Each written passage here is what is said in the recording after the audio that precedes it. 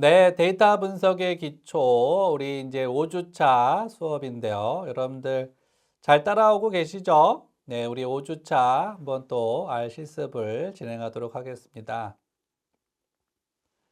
네, 우리가 이제 1주, 2주차, 또 3주차에서 이제 다양한 R에 대한 특징도 살펴보고, 실제로 이제 R을 설치도 해보고, 그리고 우리가 이제 3주차에서는 변수가 뭐냐, 함수가 뭐냐, 패키지가 뭐냐 이런 부분을 살펴보고 4주차에서는 실제로 데이터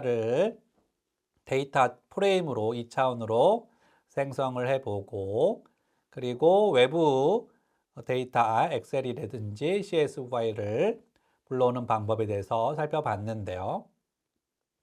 아마 여러분들이 4주차까지 수업을 들으면서 좀 이 부분이 나 직접 한번 데이터를 만져보고 싶은데 이 부분이 이제 바로 5주차의 탐색적 자료 분석이었죠. 그래서 앞에서 이제 설명을 드렸고 실제로 이제 실습하는 시간을 지금부터 갖도록 하겠습니다. 자, 그래서 학습 목표를 보시면 이제 R을 이용해서 데이터를 여러분들이 탐색할 수 있어야 되고요. 특히 R을 활용해서 변수명을 변경할 수도 있어야 되고 R을 활용해서 파생 변수를 생성할 수 있는 방법에 대해서 한번 실습을 해보도록 하겠습니다. 네, 그러면 우리 실습을 위해서 R 또 워크스페이스, 포지 클라우드 여러분들이 접속을 한번 해보시도록 하죠. 첫 번째 컨텐츠 두이달 한번 또 클릭해 보시고요. 자, 좀 시간이 걸리긴 하지만 좀 익숙해지셨죠, 이제는. 조금 기다리시면 이제 들어오실 수 있을 거고. 자, 저 같은 경우는 저렇게 왼쪽에는 소스 창, 오른쪽에는 콘솔 창 이렇게 해서 왼쪽, 오른쪽 두 개만 남겨놨고 우리 이제 좀 익숙해지셨을 텐데 실습을 위해서는 어디로 간다? 스크립트 폴더로 여러분들 가시면 되겠습니다.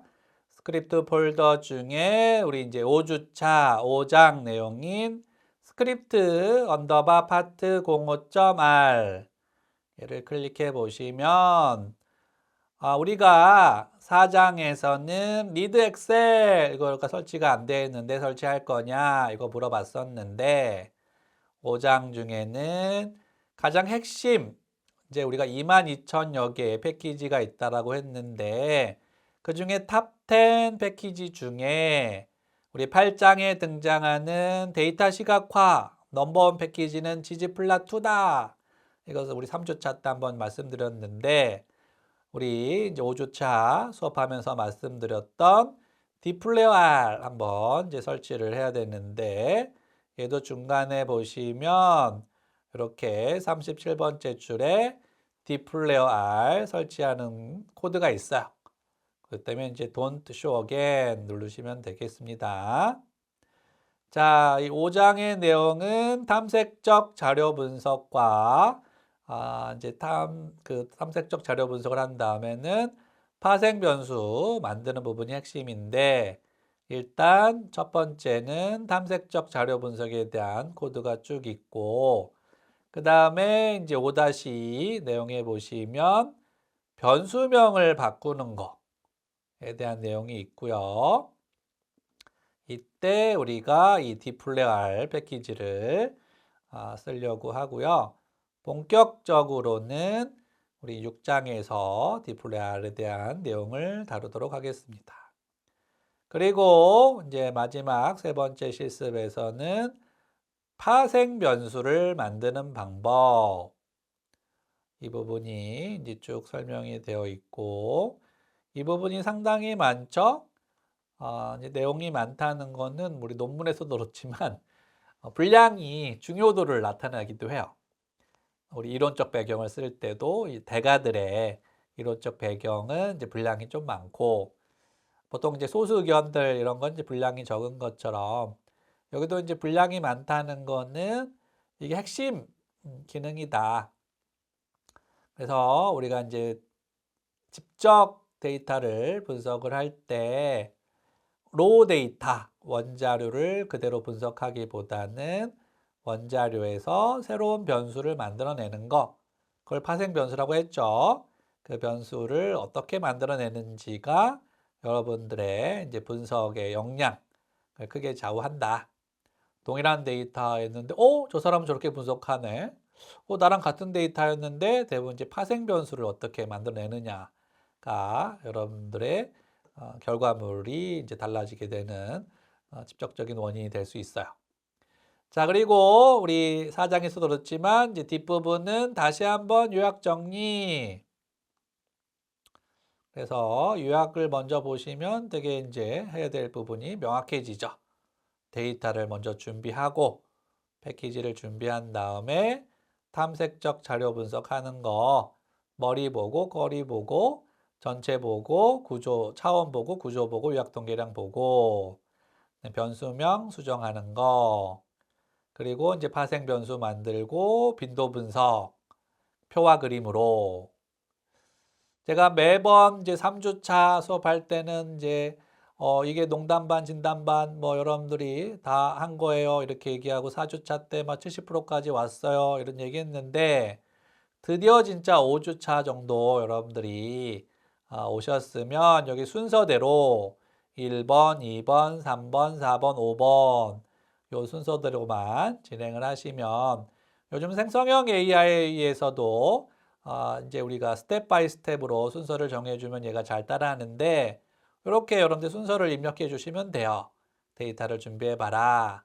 패키지를 준비하고 데이터를 파악하고 필요한 건 변수명을 수정하고 파생 변수 만든 다음에 우리 표와 그래프를 이용해서 결과를 한번 산출해 봐라.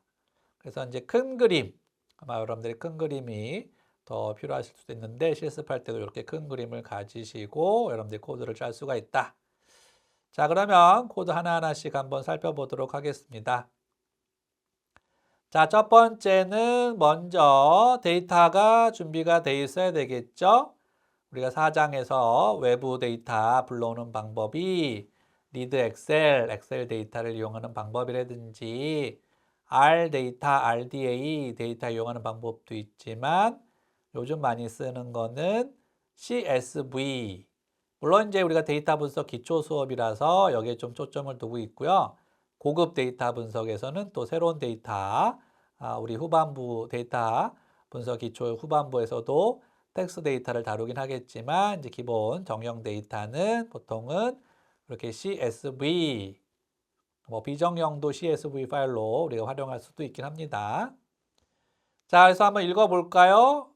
이그잼하고 여기 이제 화살표 대신에 할당전탄 대신에 등호 표시를 할 수가 있고 그 다음에 이제 읽을 때는 read.csv 가로 열고 곁다운표 확장자까지 쓰는 게 중요하다고 했죠. csv 언더바 이그잼.csv 이거는 뭐 정해져 있는 건 아니고 여러분들 데이터 폴더에 가보시면 저장돼 있는 저자가 저장해 놓은 데이터 이름이 요거였기 때문에 그래요. 저 같은 경우는 그냥 data.csv로 저장하기도 해요. 아니면 뭐 mydata.csv. 제가 이제 손 안 대고 코 푸는 방법에 대해 설명할 텐데 굳이 데이터 이름을 또 바꿀 필요가 있겠느냐. 데이터 이름은 항상 뭐 mydata.csv로 해놓고 거기에다가 덮어쓰기를 해도 된다. 그러면 이제 그 다음에 우리가 코드를 수정할 필요는 없다는 얘기죠. 자, 이렇게 해서 네 번째 줄 한번 실행을 해보면 우리가 이때까지 4장에서 실습한 것처럼 외부 데이터, 특히 CSV로 쉼표로 구분된 값으로 저장되어 있는 데이터를 불러왔는데 이 데이터를 우리 장님 코끼리 만질 때 어떻게 한다? 코, 머리 한번 만져보고 꼬리 한번 만져보고 전체도 다 보고 차원도 보고 구조도 보고 요약통계랑 보고 그런 것처럼 이렇게 이제 6번 보시면 머리 보고 6번째 줄까지 이렇게 등장하는 거 알 수가 있죠. 10번째 줄까지 보고 싶다. 그러면 7 보면은 여기 쉼표한 다음에 10 넣으면은 10번. 이걸 여러분들이 뭐 15번 아니면 나는 탑 5만 볼 거야 해서 5 이렇게 바꿀 수 있죠. 이렇게 하면 이제 5개만 보여주고 이게 되게 단순해요. 우리가 이제 딥러닝이나 이런 코드들을 봐도 물론 이제 어려운 알고리즘이 있지만 핵심은 컴퓨팅, 단순한 거를 여러 가지 경우의 수를 고려해 가지고 다 발산해 보는 게 포인트였던 것처럼 이 단순한 코드가 나중에 텍스트 마이닝 할 때, 텍스트 마이닝은 뭐 10시간 중에 9시간이 우리 6장에서 다룰 데이터 정제, 뭐 7장에서 다룰 데이터 정제, 6장에서 다룰 데이터 가공에 주로 소모가 되는데 결과 보는 건 좀 허무해요. 특히 뭐 여러분들 뭐 키워드 탑 10, 키워드 탑 20 이런 거 볼 때 바로 이 헤드 함수가 쓰이죠. 그다음에 거꾸로도 볼 수 있죠. 요즘 청소년들, 초등학생들이, 유아 아동들이 자주 쓰지 않는 단어는 뭐냐? 이런 거 우리 한번 연구해 볼도 재밌을 것 같아요. 저도 연구를 주로 이제 탑 10, 상위 탑 10 연구만 했었는데 탑 20. 거꾸로 이제 자주 등장하지 않는 단어. 우리가 보통 대통령 출마 연설문을 가지고 텍스트 마이닝 할 때 자주 쓰는 단어 탑 20, 뭐 탑 10 가지고 비교 분석을 많이 했는데 자주 쓰지 않았던 단어 탑 10을 가지고 하는 것도 뭐 의미가 있을 수도 있겠다. 그럴 때 이제 꼬리 보는 거. 꼬리도 이렇게 테일 함수를 쓰면 되고요. 그 다음에는 이제 데이터가 작을 때는 이게 쉽게 우리가 적용할 수 있는데 뷰 함수 이용을 하면은 이렇게 지금 변수가 5개고 맨 밑에 보시면 이렇게 보이시나요? 20개 엔트리가 있고 5개 토탈 컬럼이 있다. 그래서 이제 변수가 적을 때는 이렇게 한눈에 보이는데 저 같은 경우도 막 900개 변수 볼 때는 한눈에 안 들어와요. 그럴 때는 이제 엑셀이나 전통적인 SPSS가 좀 더 편하더라고요. 얘 같은 경우는 자꾸 이렇게 화면을 전환시켜야 돼. 그 부분이 조금 SPSS 포지 클라우드의 한계이다. 그 다음에 우리가 차원 볼 때 13번 디멘션 20 곱하기 5. 20은 이제 행의 숫자를 얘기하는 거고요. 5는 열의 숫자. 20명의 5개 변수가 있는 거다. STR은 이제 구조를 본다고 했었죠. 그래서 데이터 프레임이고 20명의 옵저베이션이 있고 5개의 변수고 우리 등장했던 4장에서 등장했던 달러 표시 뒤에는 변수 이름 ID, 클래스, 매스, 잉글리시, 사이언스 이렇게 보실 수가 있고요. 15번에 이제 썸머리를 보시면 이게 다 숫자 변수. 여기 int가 정수라고 했죠. 숫자이기 때문에 미니멈, 맥시멈, 그 다음에 퍼스트 퀀타일, 여기 퍼스트 퀀타일, 세컨드 퀀타일인 미디안 중앙값, 그 다음에 서드 퀀타일 평균까지. 그래서 여러분들 이거 보시면 좀 허무할 수도 있어. 우리 앞에서는 각각 뭐 민 함수 적용해가지고 평균 한번 보고 맥시멈 함수 적용해가지고 우리 3장에서 미니멈 함수 적용해서 SD 뭐 베리언스 함수 적용해서 하나씩 봤는데 그냥 썸머리 함수를 넣으니까 모든 변수에 물론 이제 이 연속 변수인 경우는 자동으로 산출이 되더라. 여러분들 이거를 사용하시면 굳이 하나하나씩 볼 필요 없다. 자, 그 다음에는 우리가 이제 이거는 토이 데이터고 리얼 데이터로 한번 보겠다. 리얼 데이터 중에 우리 한번 실습을 했었는데 3장에서 패키지 설치할 때 ggplot2 mpg 데이터, 뭐 도시 연비, 고속도로 연비 가지고 했던 그래서 이제 여기서 점점은 패키지에 ggplot2 패키지에 그 다음에 콜론하고 mpg 데이터를 불러와라 그런 뜻이에요. 그 mpg 데이터를 불러오는데 그냥 불러오지 말고 데이터 프레임으로 요거는 이제 설명했지만 팁으로 되어 있는 데이터인데 얘를 데이터 프레임으로 바꿔라 하는 게 as.data.frame 그래서 mpg 데이터로 바꾼 다음에 똑같이 이제 머리 보고 머리를 보니까 이렇게 한번 펼쳐볼까요? 네. 이렇게 되어 있고 꼬리 보고 그 다음에 전체 데이터를 다 보는데 이렇게 데이터가 많을 때는 화면이 좀 커야 돼요. 화면이 좀 커야 돼요. 변수가 많을 때. 그래서 아우디부터 시작한다고 했죠. 아우디부터 시작해가지고 234개 데이터가 있는데 여기 끝에 보면은 이제 폭스바겐으로 끝나는 중간에 보면은 우리 H에 현대가 있어요. 현대 있죠. 소나타 지금도 생산되고 있는 지금 생산되고 있지는 않지만 이제 스포츠카 중에 튜브론 이런 91년 여기 99년 2008년도 이런 이제 데이터를 확인해 볼 수 일회열 데이터다. 이거 우리 데이터 과학의 도메인 난리 중에 좀 이제 컴퓨터 통계보다는 이 자동차에 대한 도메인 난리지가 있어야지 이해할 수가 있다고 얘기했고요. 자, 25번째 줄 보면은 234개의 11개 변수가 있다. str 스트럭처를 보시면 이렇게 스트럭처가 요즘은 이제 자, 이거 보시면 데이터 프레임이고 234개 옵저베이션이 있는데 11개 변수이고 달러 표시 다음에 이제 변수 이름 이거는 이제 데이터를 만든 사람이 이렇게 변수 이름을 정한 거고요. 자, 그 다음에 이제 썸머리 데이터를 보시면 아까랑 다르게 이렇게 숫자가 아닌 거는 기술 통계량이 나오지 않고 이렇게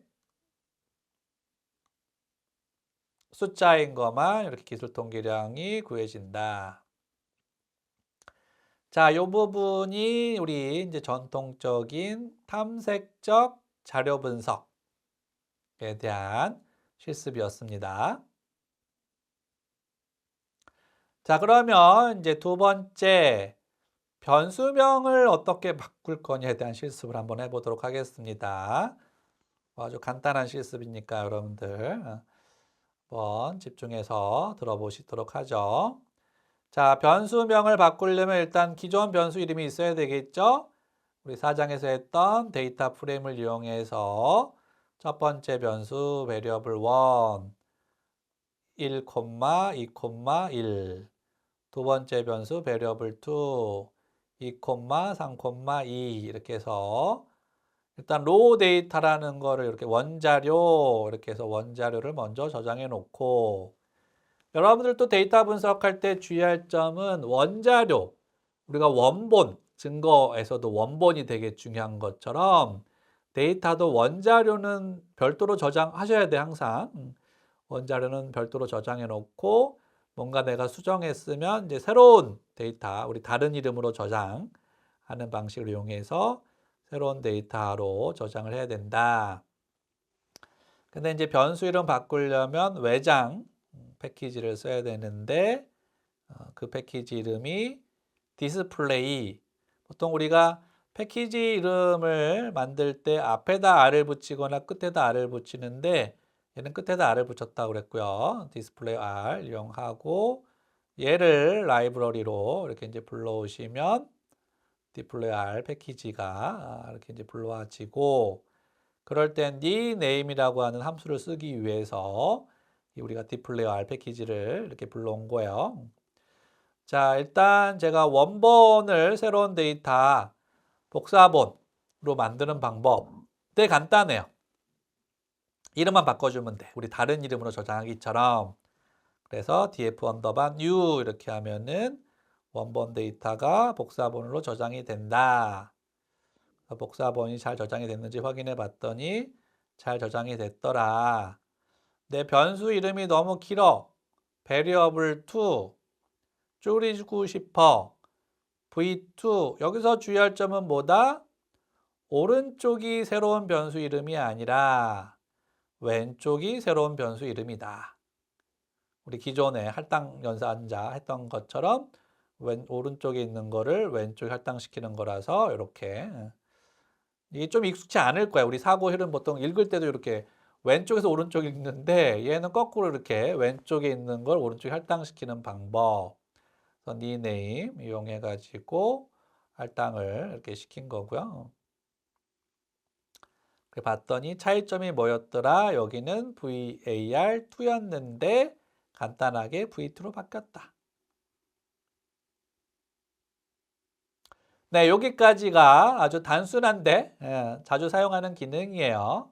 특히 우리 인문사회 하시는 분들은 변수 이름을 좀 길게 쓰고 싶은 분도 있을 것 같아.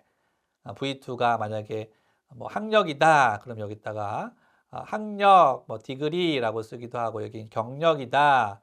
이제 이렇게 변수 이름 바꾸고 싶을 때 내가 공공 데이터를 가지고 와서 그게 이제 구장에서 우리 많이 등장하는데 데이터 분석 프로젝트 할 때 그때 여러분들 기억하셔야 될 게 니네임 함수를 이용하면 되는데 왼쪽이 새로운 변수 이름이다. 요거 기억하시면 되겠습니다. 네, 그러면 다음으로 파생 변수를 만드는 방법에 대해서 한번 설명을 하고 실습 위주로 또 진행하도록 하겠습니다. 자, 먼저 데이터가 있어야 되겠죠? 우리 4장에서 했던 데이터 프레임으로 데이터를 만들어내고 토이 데이터. 그런 다음에 이제 두 변수의 합계를 구할 때 원래 내장 함수를 쓰는 방법은 이런 방식이에요. df 달러 표시 var1 더하기 df 달러 표시 var2를 더한 다음에 df라는 데이터 달러 표시하고 얘는 없었는데 이게 파생 변수죠. 새로운 변수를 만드는데 변수 이름은 여러분들이 정하는 거예요. 이게 정해져 있는 건 아니고 var 달러 표시하고 sum 언더바 sum으로 해라. 그래서 언더바 sum으로 이렇게 하신 다음에 요거를 이제 실행을 시키면 파생 변수가 만들어졌어요. 네, 만들어졌는지 확인해 보려면 어떻게 해야 된다? 다시 우리 55번 실습 한번 해보시면 여기 마지막으로 이렇게 생겼죠. 4 더하기 2는 6, 3 더하기 6은 9, 8 더하기 1은 9에서 자동으로 발생 변수가 만들어졌다.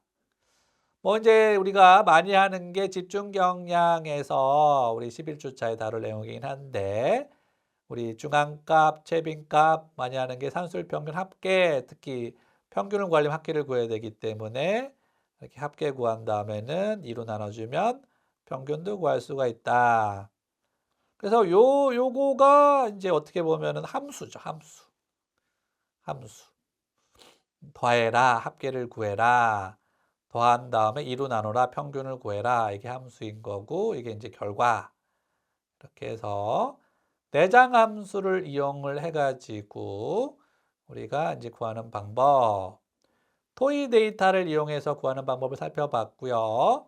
리얼 데이터 중에는 우리 MPG 데이터의 도시 연비와 MPG 데이터의 고속도로 연비를 더한 다음에 2로 나눠주면은 토탈 평균 연비가 나오지 않겠느냐. 그렇게 해서 평균 연비를 구해보고 머리 보았더니 원래는 없던 평균 연비가 이렇게 토탈로 생기더라. 그럼 234개 차의 평균 연비는 얼마 정도 되느냐? 약 20마일, 1갤론 3.8리터를 넣으면은 20마일, 1.6을 곱해주니 36km 간대더라. 그러면 우리가 약 뭐 1리터당 뭐 10km 이내 정도 가는 거니까 그렇게 연비가 높지는 않네요. 자, 요거를 이제 썸머리를 이용하면은 이렇게 썸머리 데이터, 썸머리 중에도 MPG 중에도 이 통합 연비만 이제 계산해 봐라. 이렇게 했을 때 봤더니 미니멈은 10.5, 맥시멈은 39.5, 평균은 20.5. 이거를 이제 우리 막대 그래프로도 한번 그려보고 싶다. 연속대일 때는 히스토그램이라고 부른다고 했죠. 간혹 이제 실습을 하는데 안 돼요 하는 부분들이 있을 거예요. 그림이 안 나와요. 그런 부분은 이제 너무 제가 뭐 이제 이렇게 피겨에 맞은 여백이 이제 이게 창이 너무 작아서 그래요. 그 창의 크기를 조정하시면 그림이 등장할 겁니다.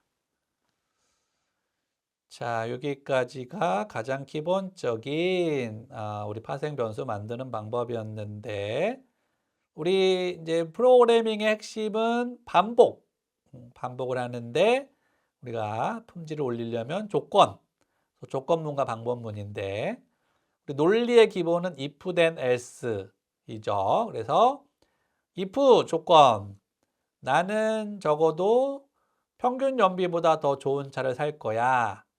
20보다 큰 연비가 높은 데이터는 나한테는 패스 조건을 만족하면 then 만족하지 못하면 fail 이게 if else이죠. 얘를 적용해서 새로운 변수를 만들고 그 다음에 이제 이걸 만족하는 데이터 있는지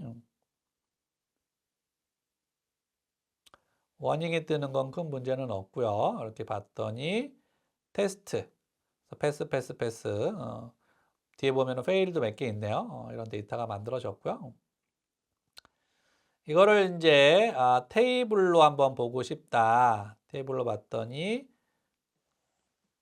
우리 청소를 먼저 하죠. 컨트롤 누른 상태에서 L을 누르면 청소가 된다고 했죠. 그래서 다시 한번 우리 76번 한번 해봤더니 이렇게 106개는 페일, 128개는 패스 그런 데이터가 나왔고요. 이 데이터를 한번 그림으로 그려보고 싶다. 그래서 요 같은 경우는 지금 이제 실행이 잘 안 되고 있긴 한데 네, 이 부분은 다시 한번 확인해 보도록 하겠습니다. 네. 자, 그래서 우리 이제 세 번째 보시면은 요 ABC 등급 요 부분은 일단 if else 이용을 해서 앞에서는 두 단계로만 우리가 얘를 정의를 했는데 얘를 두 단계로 정의하지 않고 세 단계로 적용하는 거예요. 그래서 20이 넘어가는 것 중에는 30이 넘어가면 A, 20이면 20에 34이면 B, 22 하면 C 이렇게 했을 때 요거에 대한 이제 그림들 테이블을 확인해 볼 수가 있다.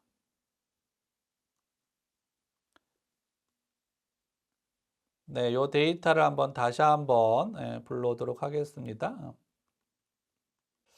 네, 우리가 요게 이제 화면의 크기를 조정을 해야지만 앞부분에서는 요게 지금 계속 에러가 났던 이유가 요 화면의 크기를 제가 확대를 시켜놨더니 에러가 났고요. 그래서 다시 한번 보시면은 이렇게 우리 여기 A, B, C부터 다시 한번 보도록 하겠습니다. 자, A, B, C로 세 단계로 나눌 때는 이렇게 A, B, C 세 단계로 나눌 수가 있고 이거를 이제 머리를 보고 전체 테이블을 보고 그림을 그려보면은 이렇게 그림이 그려지고요. 우리 지난 이제 그 두 개 A, B로 나눴을 때 그림도 이렇게 나오는데 계속 이제 에러가 떴던 이유는 이걸 제가 이제 여러분들 보기 편하게 화면을 너무 확대해 놨더니 이게 좀 화면이 잘 적용이 안 됐던 것 같습니다. 네. 자, 그리고 우리 이제 네 단계로 구분을 할 때는 이렇게 A, B, C, D 네 단계로 구분을 할 수가 있다. A, B, C 네 단계로 이제 구분을 하고 이렇게 데이터를 보는 방법. 자, 지금까지 했던 방법에 대한 요약 앞에서 한번 미리 살펴보고 들어가긴 했었는데 우리 5장에서는 이렇게 데이터를 준비하고 패키지를 준비하고 데이터를 파악을 해서 변수명을 바꿔준다든지 그리고 이제 파생 변수를 만들고 빈도 확인하는 것까지 빈도와 그래프 확인하는 것까지 네, 여기까지 실습을 진행하도록 하겠습니다. 네, 여러분들 5장 다시 한번 복습해 보시고 실습을 진행해 보시면 좋겠습니다. 이상으로 5장에 대한 실습을 마치도록 하겠습니다. 수고하셨습니다.